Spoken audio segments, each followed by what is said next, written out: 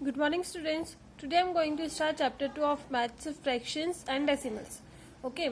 And last जो हमने chapter complete किया, चैप्टर 1 कंप्लीट हो गया है. 1.4 में जो लास्ट के क्वेश्चन है, जो क्वेश्चन 4, 5, 6 है, वो आपको स्किप करना, वो हम नहीं करेंगे. ठीक है, तो हम डायरेक्ट आते हैं चैप्टर 2 पे. तो चैप्टर 2 फ्रैक्शन है और डेसिमल नंबर. ठीक है, तो फ्रैक्शन के बारे में भी आपको पता है क्या होता है और डेसिमल भी क्या होता है. ठीक है, थोड़ा इसको हम फिर से समझ लेते हैं कि क्या होता है फ्रैक्शन.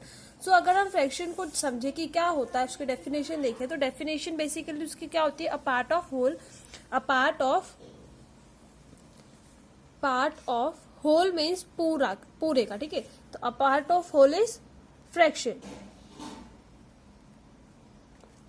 ओके, अब कैसे अ पार्ट ऑफ होल, मतलब जैसे हमारे पास एक रेक्टेंगल है, मैंने उसके 2 पार्ट करे, तो पूरे रेक्टेंगल के 2 पार्ट करे, मतलब 1/2. 1/2 इज अ फ्रैक्शन नंबर. और सेम अगर एक ट्राइंगल है, मैंने उसके 3 पार्ट करे, means 1/3 is also fraction number. अगर सिर्फ ये नहीं होता कि किसी भी चीज के कितने पार्ट है, आपका कोई भी नंबर हो, 8/2, 9/6, 4/5, 7/21, so that is also a fraction number. ठीक है, सो हम फ्रैक्शन नंबर अभी हमने देख लिया फ्रैक्शन नंबर क्या होते हैं और उन्हें हम कैसे समझेंगे.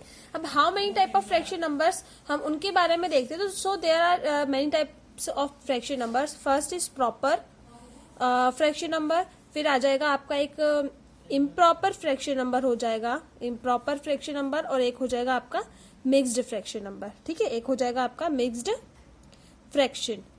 क्लियर है. अब हम सबसे पहले प्रॉपर फ्रैक्शन नंबर को समझते हैं. सो अभी हाँ, एक और चीज हम इनको समझने से पहले देख लेते हैं कि जब हम फ्रैक्शन नंबर राइट करते हैं तो हम एक नंबर ऊपर लिखते हैं और एक अपॉन में लिखते हैं. तो जो ऊपर वाला नंबर होता है उसे हम क्या बोलते हैं, तो उसे हम बोलते हैं न्यूमरेटर. क्या बोलेंगे, न्यूमरेटर. जो नीचे वाला नंबर होता है उसको बोलते हैं डिनोमिनेटर.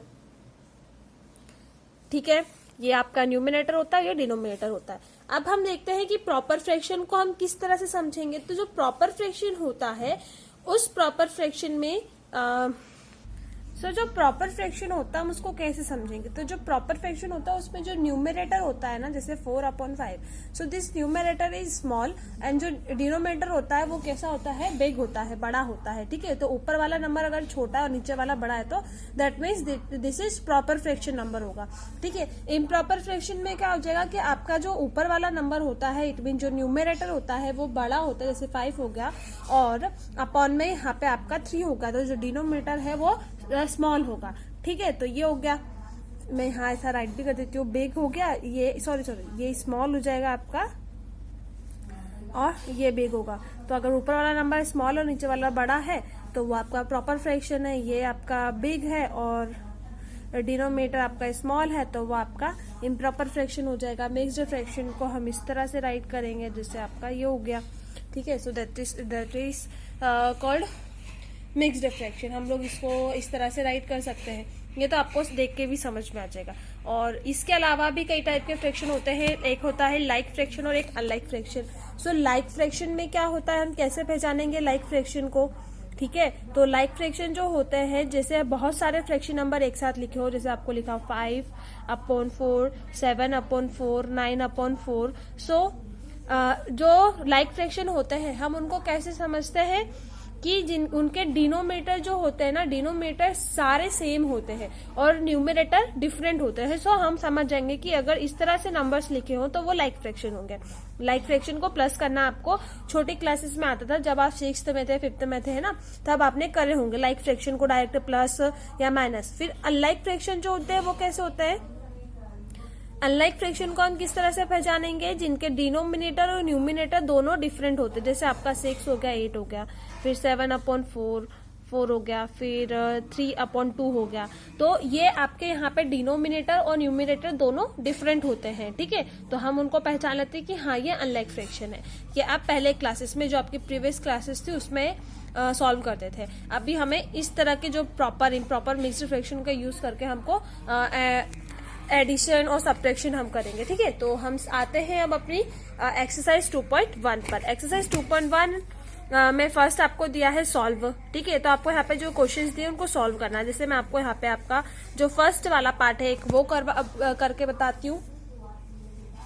एक्सरसाइज 2.1 क्वेश्चन नंबर 1 का आपका हो जाएगा, ए वाला जो पार्ट है हम वो करेंगे। तो इसमें आपको करेंगे 2 माइनस 3/5। तो आपको ये चीज पता है कि अगर किसी भी नंबर के अपॉन में कुछ नहीं है तो हम उसके अपॉन में 1 लिख सकते हैं। तो आपको याद होगा कि हाँ, अगर डिनोमिनेटर्स सेम नहीं होते तो हम एलसीएम लेते हैं। तो लेकिन यहाँ पे कुछ नंबर नहीं है, यहाँ पे 1 है, तो हम डायरेक्ट भी लिख सकते हैं 5। ठीक है, और क्या करेंगे अब हम, हमारा डिनोमिनेटर मतलब हम लोगों ने एलसीएम ले लिया। मान लीजिए कि आपका एलसीएम 5 आया, तो आप क्या करेंगे, इस 1 से 5 में डिवाइड करेंगे। तो डिवाइड करने पर 5 ही आएगा, और जो आंसर आया 5 का उसका न्यूमिनेटर में मल्टीप्लीकेशन करेंगे। ये पॉइंट आपको पहले भी आता है, पहले हम डिवाइड करते हैं फिर मल्टीप्लीकेशन करते हैं। तो 5 2 जा 10, ठीक है, तो 10 आ गया आपका। माइनस 5 से 5 में डिवाइड करा तो 5 जा मतलब 5 के टेबल में 5 1 आ गया। 1 का ऊपर मल्टीप्लीकेशन करेंगे, 3 1 जा 3, 10 में से 3 माइनस होगा तो आपका 7/5। ठीक है, तो ये हो गया आपका आंसर। तो ये पॉइंट जो है ना, ये चीज आपको रखना है कि आपको डिनोमिनेटर से पहले डिनोमिनेटर में डिवाइड करना है। डिवाइड करने पे जो आंसर आता है उसका न्यूमरेटर में मल्टीप्लीकेशन करना है, देन वो हम राइट करेंगे आंसर। ठीक है, अगेन हम जो भी साइन हो फिर वो साइन लगा देंगे आप। फिर से आपको डिवाइड करना है, जो आंसर आएगा उसका ऊपर न्यूमरेटर में मल्टीप्लीकेशन करेंगे, जो आंसर आएगा उसको हम यहाँ राइट कर देंगे। फिर जो भी है आपको नंबर्स मिल जाएंगे, फिर इजीली हो जाएगा सॉल्व। तो यहाँ तो आपको एलसीएम नहीं निकालना था, तो इजी तरीके से हो गया। अब आगे आपको एलसीएम निकाल के करना है। अब हम जो सेकेंड वाला है वो आप खुद होमवर्क में करना, जैसे मैंने ए वाला पार्ट करके दिखाया। थर्ड वाला मैं आपको करके बताती हूँ। तो जो हमारा थर्ड है वो उसमें हमसे पूछे 3/5 प्लस 2/7। ठीक है, तो 3/5 और 2/7, तो दोनों जो डिनोमिनेटर है वो डिफरेंट है, तो हम एलसीएम लेंगे। तो हम एलसीएम लेते हैं 5 और 7 का। तो जो 5 और 7 है दोनों कैसे नंबर है, तो दोनों ऐसे नंबर है जो सिर्फ उन्हीं के टेबल में आते हैं। तो हम डायरेक्ट कर देते हैं 5 से 5 1 जा 5, 7 एज इट इज राइट करेंगे, 7 यहाँ लिखेंगे और 7 1 जा 7, तो 5 7 जा 35। ठीक है, तो हमारा जो एलसीएम आया वो कितना आया, 35 आया, तो हमने यहाँ पे राइट कर दिया 35। ठीक है, आप 5 से 35 में डिवाइड करेंगे, तो 5 से 35 में जब डिवाइड करेंगे तो 5 7 जा 35, मतलब 7 टाइम में 7 का 3 में मल्टीप्लीकेशन करेंगे, 7 3 जा 21, फिर प्लस, तो प्लस 5 7 से 35, मतलब ये हो जाता है एक तरह से कि जो नीचे वाला डिनोमिनेटर है उसमें ये जो नंबर है वो कितने टाइम में आता है। तो 7 के टेबल में 35 कितने टाइम में आता है, 5 टाइम में। 5 का मल्टीप्लीकेशन हम 2 में कर देंगे, तो 5 2 जा 10 हो गया आपका। और मैं आपको डायरेक्ट इसीलिए बता रही हूँ क्योंकि अब आप बड़ी क्लास में भी आ गए, तो आपको जितना हो आप पॉसिबिलिटी हो कि आप डायरेक्ट सॉल्व करने का तरीका रखें, है ना, तो वो आपके लिए आगे क्लास के लिए भी अच्छा रहेगा। ठीक है, तो कोशिश यही करना कि आप इसी मेथड से करने की कोशिश करें। ये अभी आपको टफ लग सकता है, लेकिन आगे जब आप जाएंगे तो आपको प्रॉब्लम नहीं होगी। ठीक है, फिर आपका 21 और 10 कितना हो जाएगा, दोनों को प्लस कर देते हैं, तो 1 और 2 और 1 3, तो 31/35, so that is your answer. ठीक है, सो ये हो गया।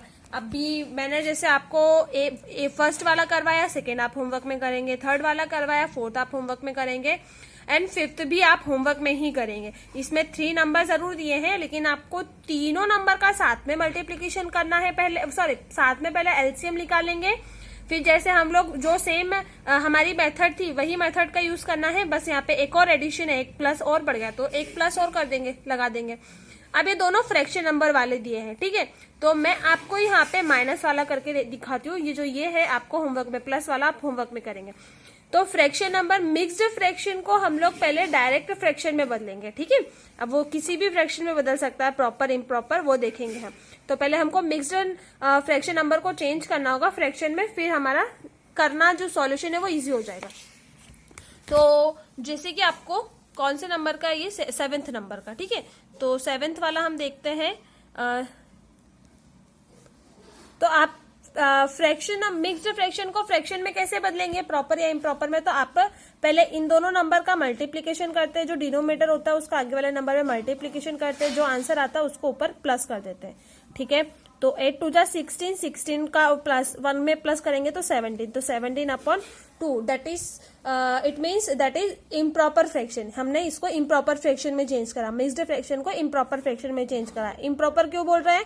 क्योंकि जो न्यूमरेटर है वो बिग है और डिनोमिनेटर स्मॉल है। सेम तरीका यहाँ पे हम लोग अप्लाई करेंगे। 8 3 जा 24, 24 और 5 29, 29 अपॉन 8। ठीक है, तो अब तो आप इसको कर सकते हैं आसानी से। क्या करना है आपको? पहले इन दोनों नंबर का एलसीएम लेंगे, तो दोनों नंबर का एलसीएम लेते हैं।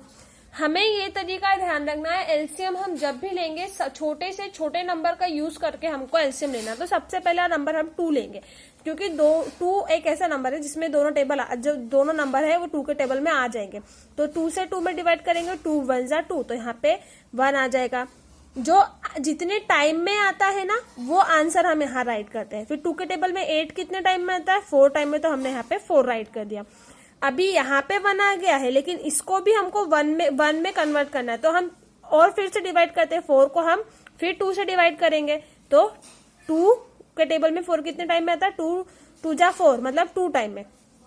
अगेन 2 से तो 1। ठीक है, अब आपका नंबर क्या आ जाएगा? 2 2 जा 4, 4 2 जा 8, मतलब आपका एलसीएम आ गया 8। ठीक है, 8 आ गया। अब आप क्या करेंगे? इस 2 से इस 8 में डिवाइड करेंगे तो क्या आ जाएगा? 4। 4 से 17 में मल्टीप्लीकेशन करते हैं भैया, देख लेते हैं। 4 7 जा